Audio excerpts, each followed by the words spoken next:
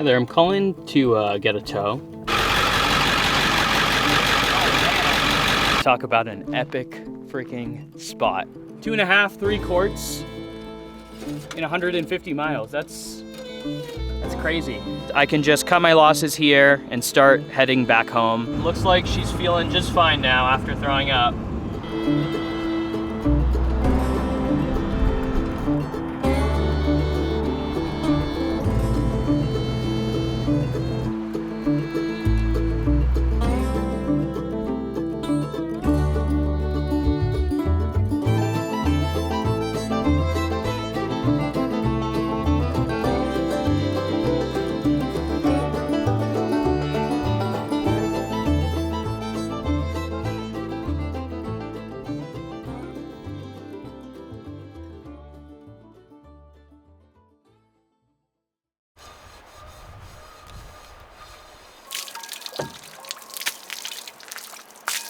Crocs are certainly a questionable choice of footwear while washing dishes like this, since the water is just splashing everywhere on the ground. See? Who needs a sink when you got a water jug? Cloud coverage is never a good sign when you're trying to charge up. Let's see, we got 40 watts coming in, 40 whole watts, wow. 16% after a couple hours. It's not great.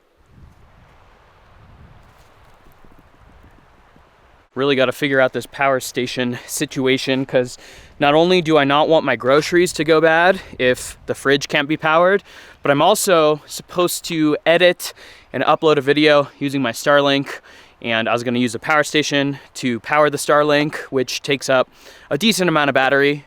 So I got to get that thing charged up, and looks like there's enough cloud coverage in the sky today that solar isn't really a reliable option. So the power station only got to 18%, but the fridge has been unplugged for hours now. And I don't want to risk anything spoiling, especially the raw meats. So got to plug it back in. 18% in a couple hours is definitely not ideal. Was hoping to get more than that. So how I ended up securing the power station while I'm driving is I just put a couple of these little D-ring attachments, one on either side, and I have some bungee cords, and that just holds it in place so it doesn't come flying out.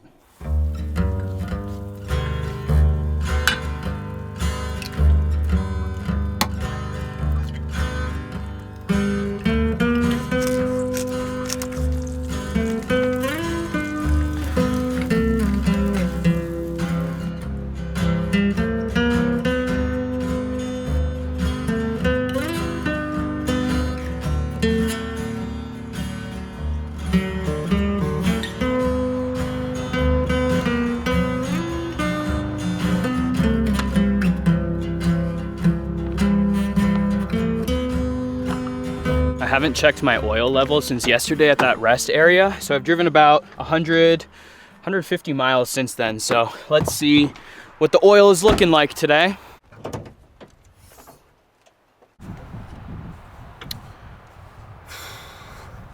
We lost about 3 quarts. 3 freaking quarts. 2.5, 3 quarts in 150 miles. That's crazy.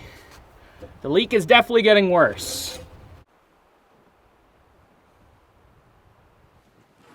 Got a couple options here.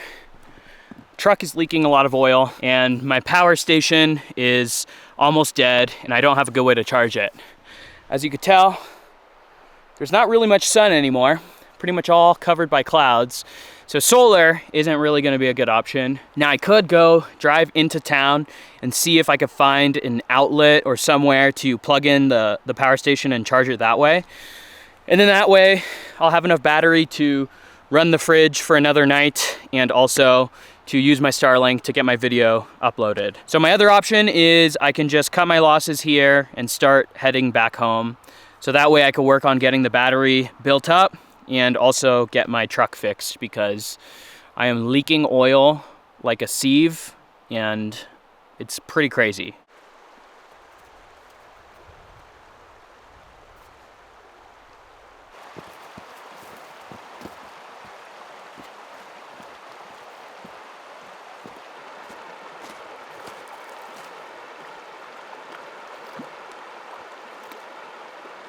I'm fairly certain that that bird up in the tree is a bald eagle. It's huge.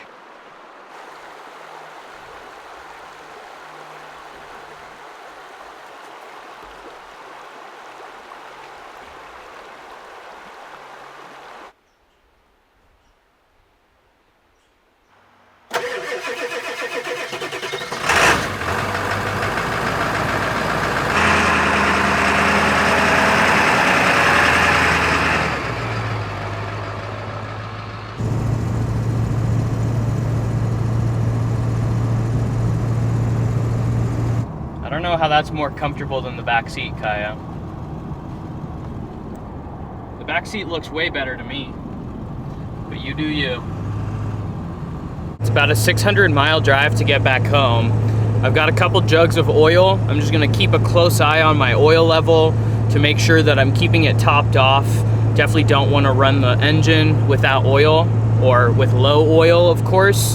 That would be all bad. I'm gonna try to make it all the way home. I really don't want to have to go to a diesel mechanic somewhere because I know they're gonna charge an arm and a leg. And I know it's all stuff that I could just take care of real easily at home. So as long as I can make it home, we'll be good. So knock on wood, things don't get worse and nothing ends in catastrophic failure. While we were at the camp spot, Kaya was exploring around, doing her thing, and I found her at the riverbank, and she had happened upon a dead trout. It looked like a dead rainbow trout of some sort, and it looked like it had been dead for a while. And of course, she was chomping away, snacking. I don't know if she was actually eating it or if she was, you know, licking it. Like, I don't exactly know. I just know that when I found her, I shooed her away. I didn't think that much of it, but a little while ago, Kaya actually just threw up on the floor of the truck. And if I had to bet, I'm assuming it has something to do with that dead fish that she got into. She seems like she's doing okay. It's hard to tell because she's just tired after, you know, a long morning of play. But I don't know. I don't know if she's acting kind of different or not, but I just got to keep an eye on her for now and hope that it doesn't develop into something more serious. Looks like she's feeling just fine now after throwing up. Puke and rally, I guess, right, Kaya? Puke and rally.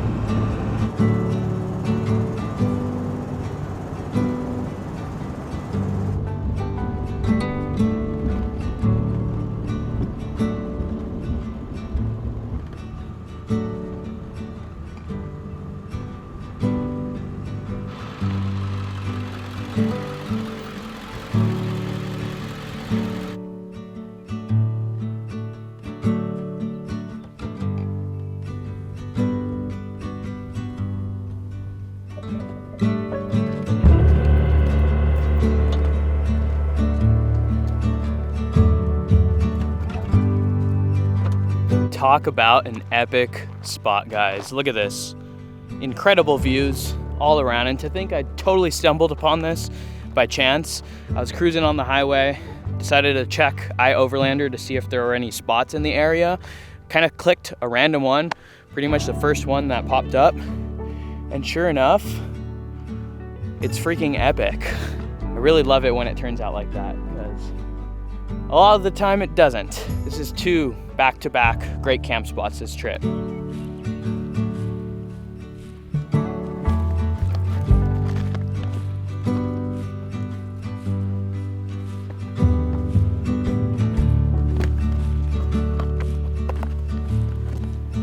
Don't eat any dead fish this time if you see them.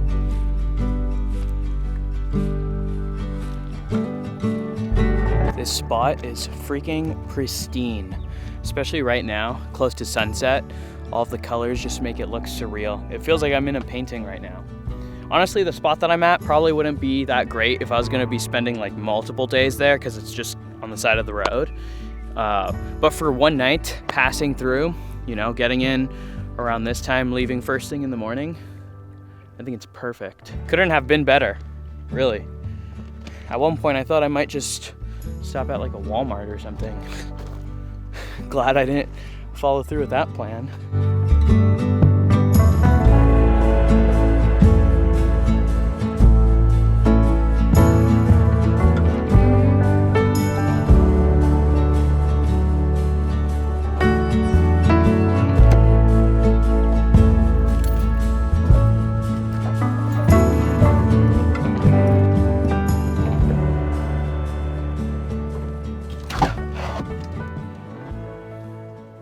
Now I did manage to charge up the power station a little bit while we were driving, so that way at least my groceries won't go bad on the way home.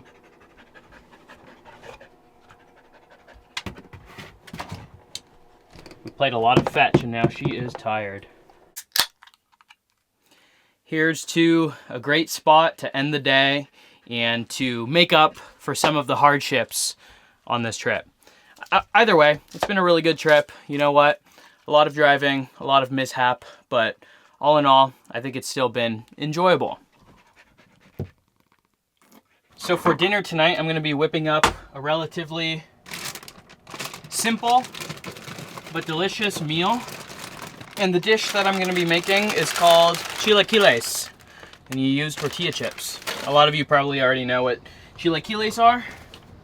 I've made it on this channel, in fact, before, numerous times. Like I said, really easy dish. All that's going into it is tortilla chips, El Pato hot tomato sauce, which is like a, kind of like an enchilada sauce, I guess. Jalapeno, this thing, red onion, avocado on top, some eggs. Last but not least, we'll be putting some of this on top.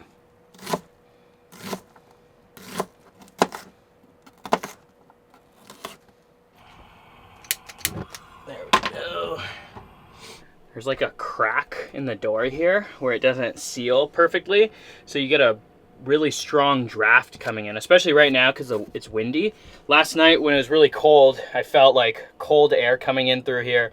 So I'll probably go and put some kind of seal along the edge in there, so that way that gap is closed, because I could feel air coming in right now. And it's not a big deal today, but if I was camping out in 0-degree weather, or maybe even negative, I think that would make a huge difference.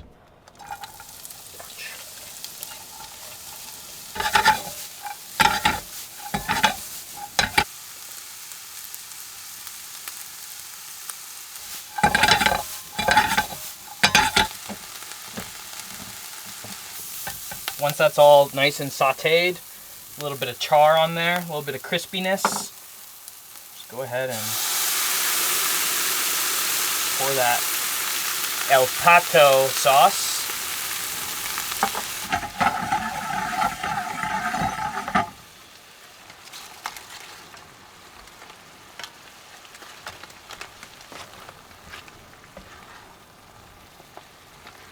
Now while I'm camping, I typically like to just cheat and crack the eggs right into the same pan, as opposed to cooking them separate like you would if you were making this at home.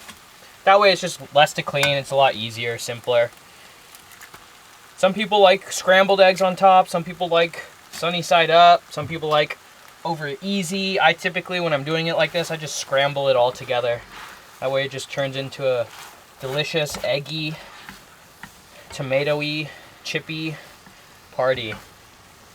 Everything gets cooked together and everything gets eaten together. Keep it simple.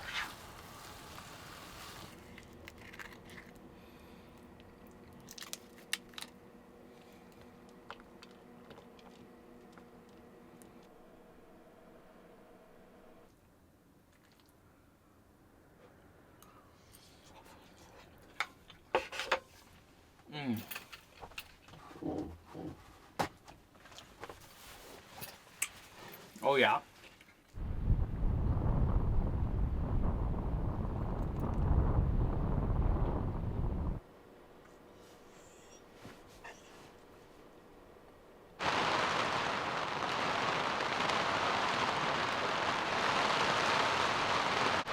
Started freaking dumping rain out of nowhere. Holy cow. It's coming down. There's some people down over there camping in a tent too. That sucks. Hasta mañana, amigos.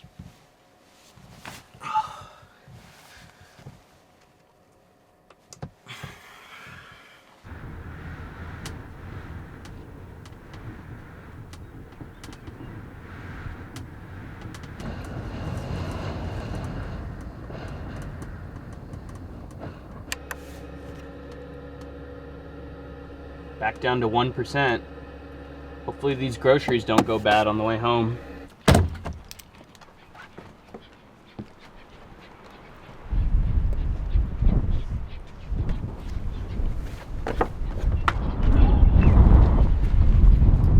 Come on down.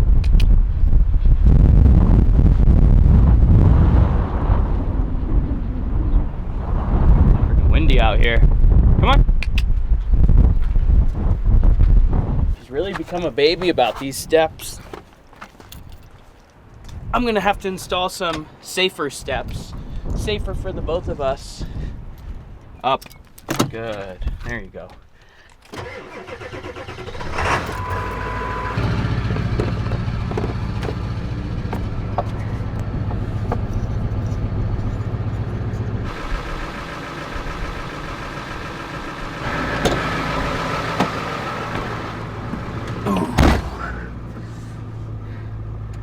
Ready to hit the road?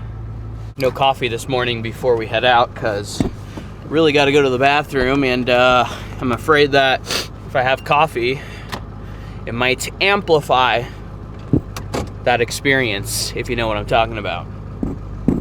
Yeah, there's some mornings I miss having a bathroom in the rig.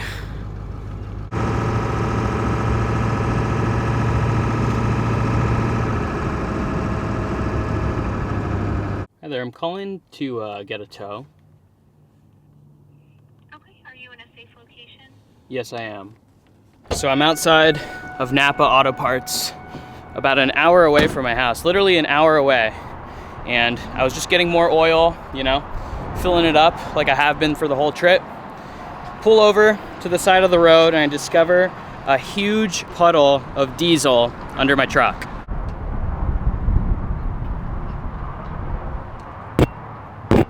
So the cruel freaking irony that I'm literally only an hour away from my house and now having to get a tow is pretty messed up. I know there might be some folks thinking, Jonathan, you're outside of Napa Auto Parts. Why don't you just try to fix it here instead of getting towed? But seeing as we're an hour away from my house, totally within towing range, and I do have AAA, I figure I might as well just get it towed home, and that way I could work my way through the different possibilities. All right, it's been about 2.5 hours since I spoke with AAA, and they still haven't found anybody to come tow me out of here. So I'm gonna go ahead and see if it might just be something that I could fix here. I am right outside of Napa Auto Parts anyways. So if it's, you know, something I could run in and grab and swap out, then I'm gonna give it a shot.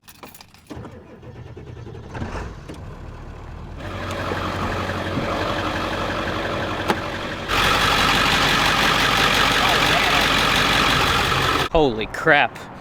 As you saw, the diesel is literally just pouring out of the truck now. And I was able to locate where it's leaking from. And on the fuel bowl, there's a little drain valve. And apparently that is the most common source for a leak. Thanks. Apparently that's the most common source for a leak. But unfortunately, and that would have been a really easy fix too. Unfortunately, there's a fuel line way in the back there by the turbo pedestal. And that's where it's leaking from. And when I say leaking, I just mean spraying like a garden hose, because diesel was just full force pouring out of the truck. I mean, look at this. Literally in like less than a minute, all that diesel poured out. So I'm gonna see if that's something I'll be able to replace here. That was like a stressful amount of diesel to be pouring out. When I saw that much coming out, I was like, oh crap, I gotta be quick here. Poor Kaya probably thought I was leaving. I was leaving with her in the camper. Yep, fuel line should go from the fuel bowl to the passenger head. All right, well, I was able to secure the fuel line, so let's try to get this sucker in, huh?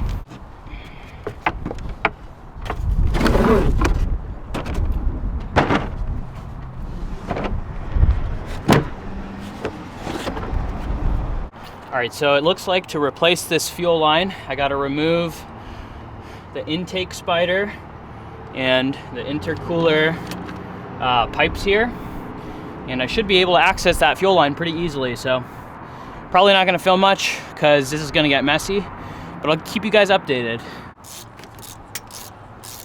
At least it's a beautiful sunny day. It's not all rainy. This would suck if it was in the rain.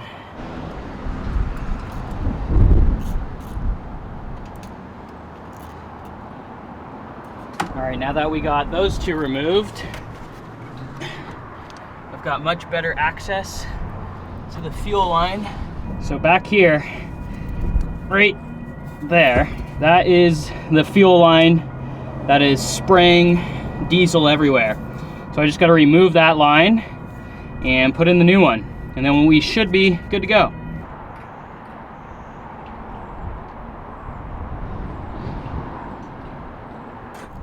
All right, got the old one out. The crack is right there. I don't know if you could see. Yeah, there it is. Little mini crack there was spewing diesel. We got the new one right here, and we just got to put it in. All right, y'all, got the new fuel line all installed. Now the moment of truth. Will she run without spilling fuel everywhere? I canceled the tow, so I really hope this works. Oh, look at that. My fuel gauge went down quite a bit from losing that much diesel. Anyways, here goes.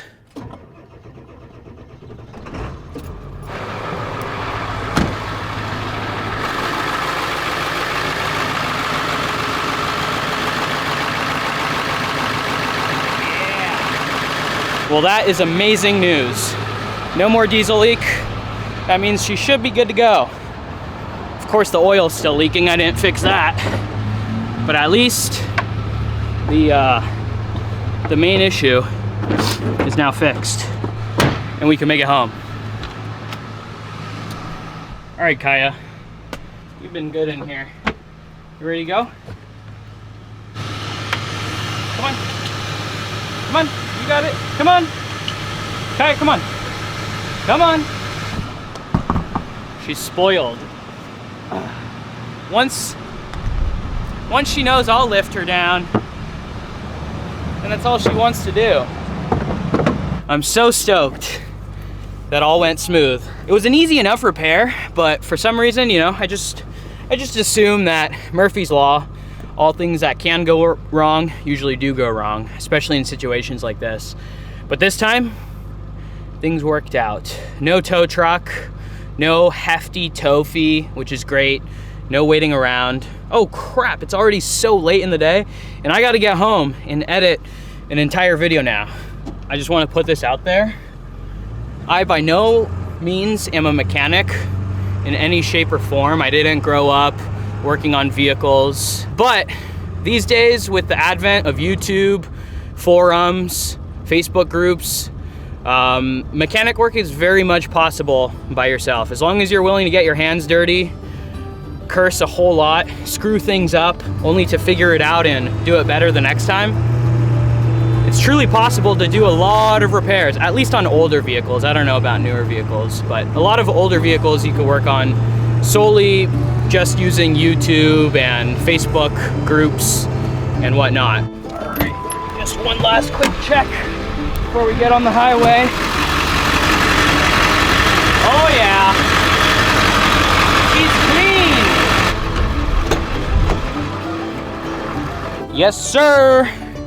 No diesel leaking. She's cured. She is cured.